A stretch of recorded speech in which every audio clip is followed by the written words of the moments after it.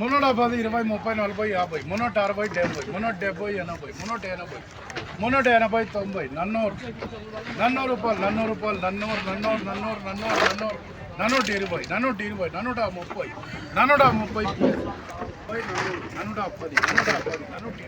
నన్నూట 20, నన్నూట 30, నన్నూట 30 చేయాలి. 50 బాక్సులు అయిందండి.